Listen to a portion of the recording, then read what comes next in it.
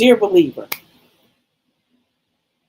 if adulting is really ghetto like y'all say it is, I dare you, I double dog dare you to lay it all at the feet of Jesus. Let's chit chat about that. This entire week, we have talked about trust. We have talked about trusting God when you cannot track Him, when you can't trace Him, how delayed answers are not a sign of abandonment, about trusting Him while you wait, about how God's instructions can sometimes feel risky. And if we are honest, all of those teachings point back to one major issue: you and your control. Because it feels risky to people who learned survival through control. So again, I say, if adulting is really ghetto like y'all say it is, I again double dog dare you to lay it at the feet of Jesus. Many believers are not struggling because they do not love God. They are struggling because life taught them, as it taught me, and corrected. If you do not stay alert, you will get hurt. Keep your head on swivel. If you do not protect yourself, nobody else will. If you do not manage everything yourself, it'll fall apart. It won't be right. If you let your guard down, disappointment will crush you. Why? Because we were disappointed. Why? Because if you didn't manage it, it didn't turn out like you wanted it to. So you figured that, why not let me be the manager? I know it. I know it because I did it.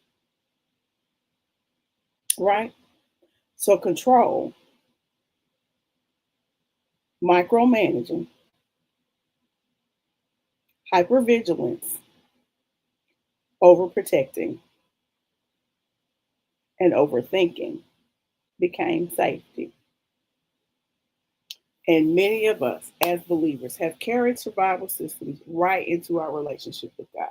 Hello, everybody. Welcome to Tea and Truth. It is Freedom Friday. This is Karen Booth. And I need for y'all to, when you get to right here, tell me where you are and what's in your cup. What is in my cup today? It is not tea. It's the rest of the lemonade that I made yesterday because I didn't feel like making tea. So anyway, again, welcome. So now, we have carried our survival methods right on up to the relationship with God. And that means that we have really put ourselves on the throne and God is kind of over there and we can ask Him, a thing or three when we feel like it. But we really got to manage everything, right? So we have believers who love God, believers who sing about God, believers who are ministers of music, believers who was a trustee,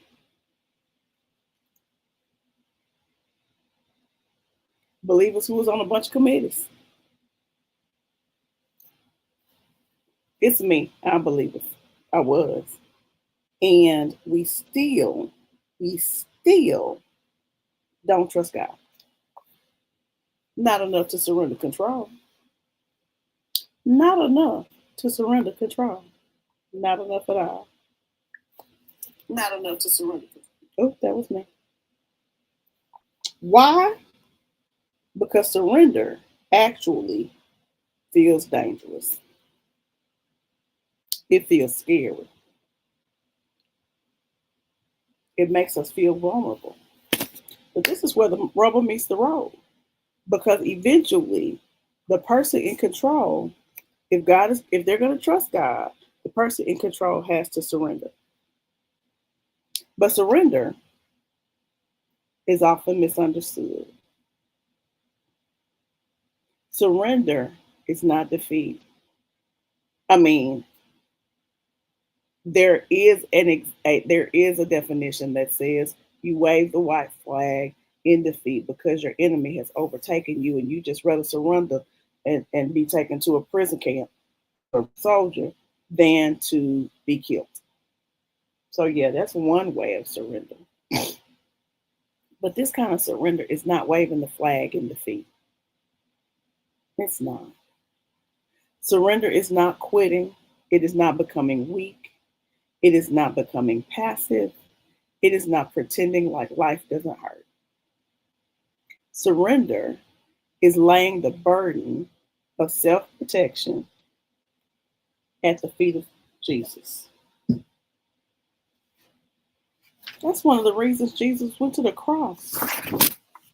Jesus went to the cross for a whole lot more than making sure we get to heaven. Jesus went to the cross. Happy Friday, Michelle. I still got some lemonade left, so this is the end of it. That's what I'm drinking. Jesus went to the cross so we could have a wonderful life. A life of adventure, a life of overflow, a life of good health, a life of good relationships, all while we're also winning souls to the kingdom, all while we are also being able to help other people when they need help. And when I say help, I mean if you see somebody that needs some groceries, you got the money to go get the groceries, and it don't mess up your household because he meant for us to be community. And so that the surrender part of him going to the cross is just one of the reasons that he went to the cross. Just one. Not so we could go to church service. Not so we could sing songs and quote scriptures. Not so we could say, I have read the Bible from cover to cover, and I am now a super saint. He went to the cross so that we would no longer have to carry the crushing burden of trying to be our own protector, our own savior, our own avenger, our own source, our own healer, and our own God. That is why so many believers are so exhausted, because we have decided, I don't know where in the Bible it tells you to carry everything. I wish somebody would show me that.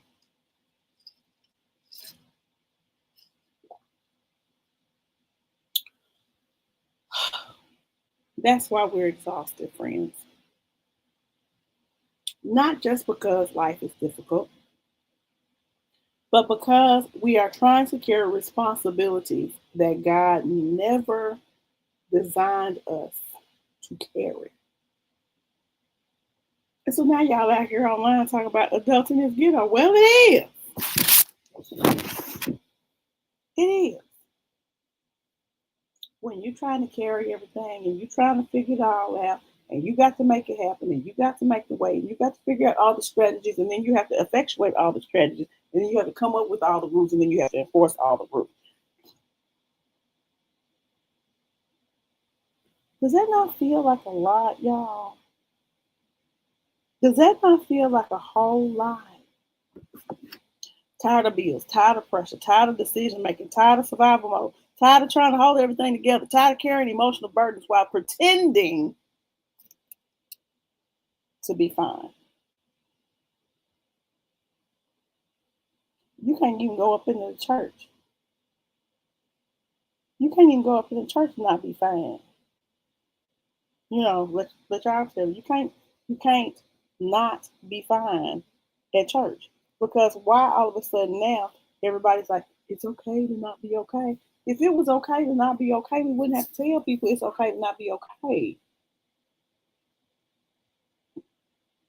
But so many people have gotten hurt by things that have happened in life, and people have judged them, and people have hurt them, and people have taken the things that have hurt them and used it against them. And people have shared things with them, shared things with other people that they thought would be held in confidence, and people have told it. And so now it's like, I can't tell her what's going on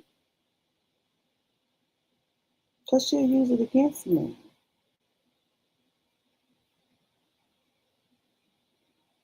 And so we have all these things that we're holding and we're carrying and we're protecting ourselves. And not one time did we say, hey, God, this is way too much.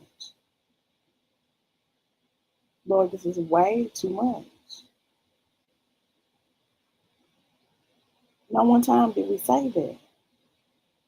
That's what surrender is. God, this is way too much.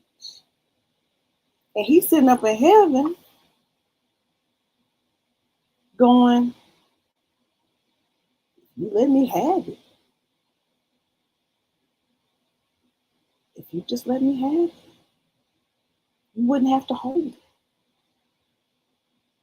If you just let me have it and not take it back, you wouldn't have to hold it. We say adulting is ghetto.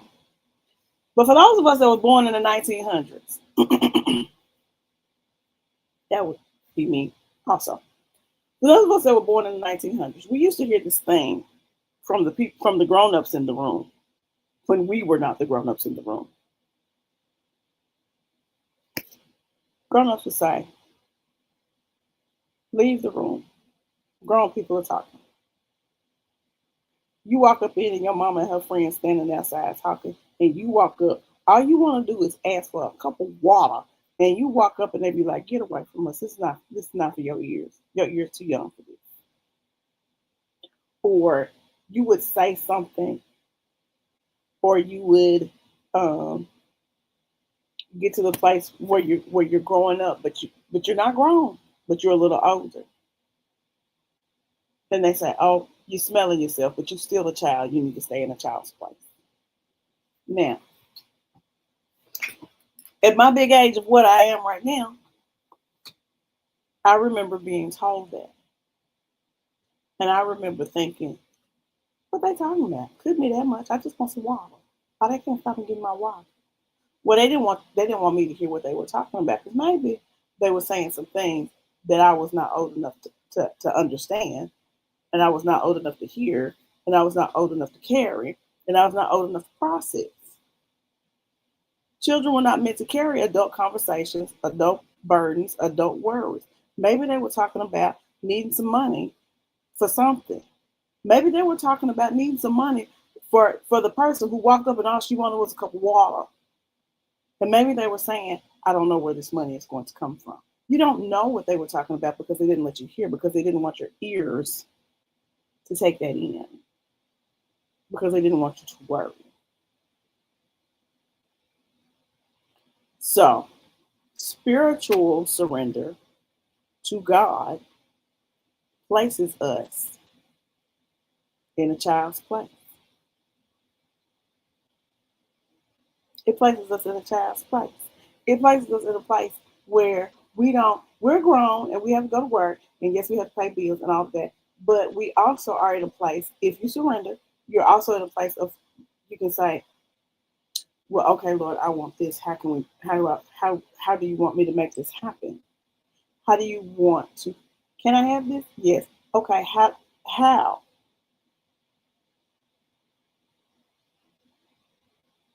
It's not my place to figure out how. I stay in a child's place. Let God figure that out.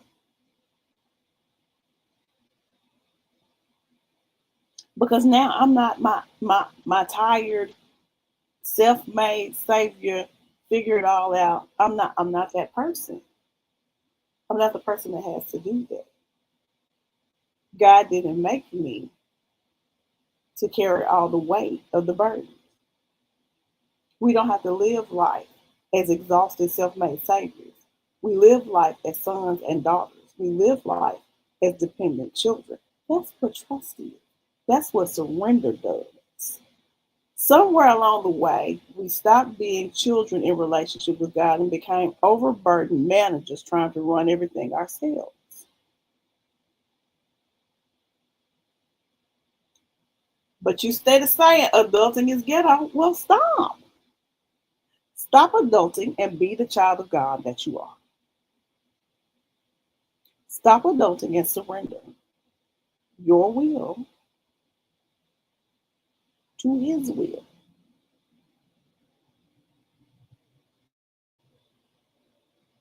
Stop trying to control outcomes, timing, relationships, money, healing, justice, revenge, opportunities, and everybody else's behavior.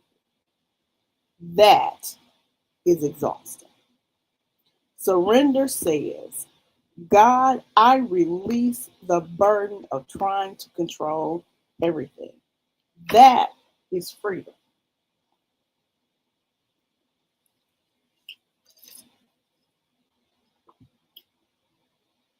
Surrender and trust are intertwined.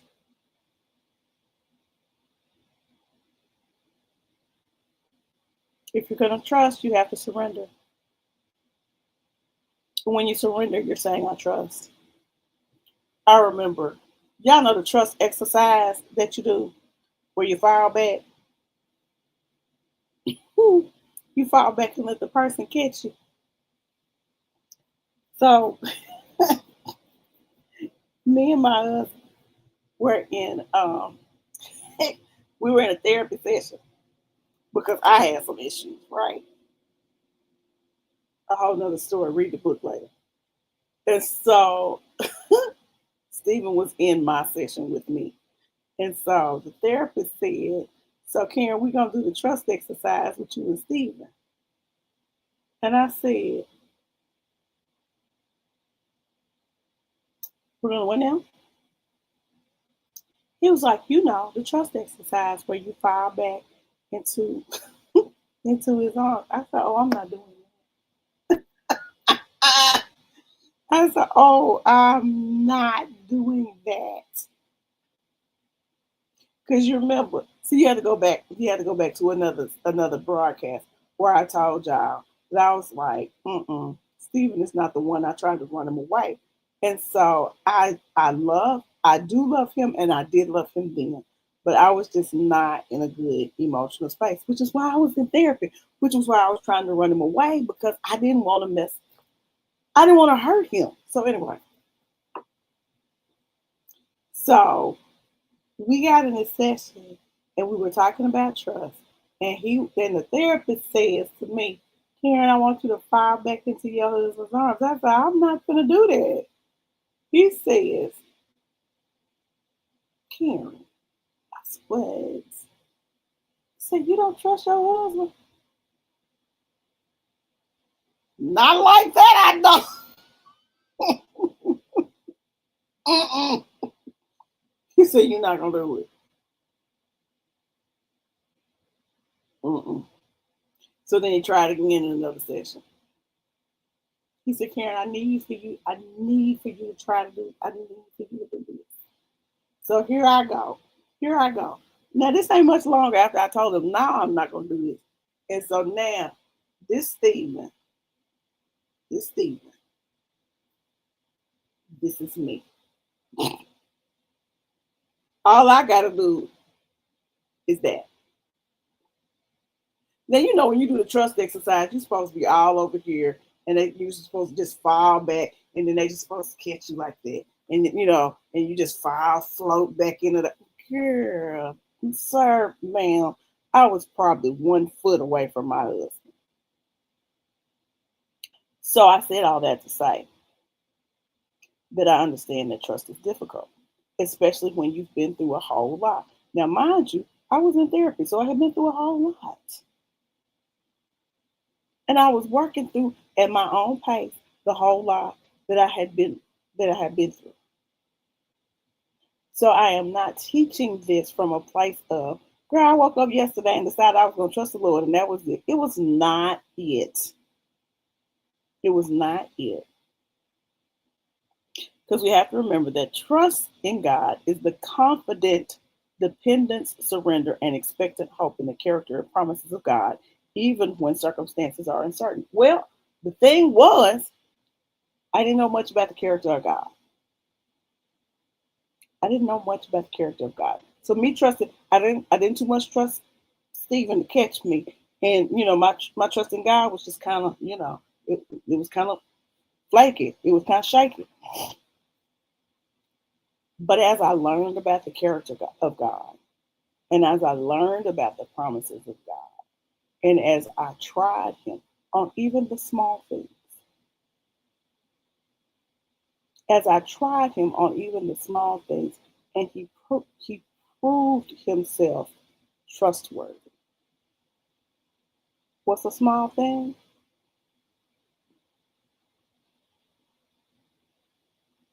God, I need a fire dress for this event, and I need for it to be this price, whatever the price was.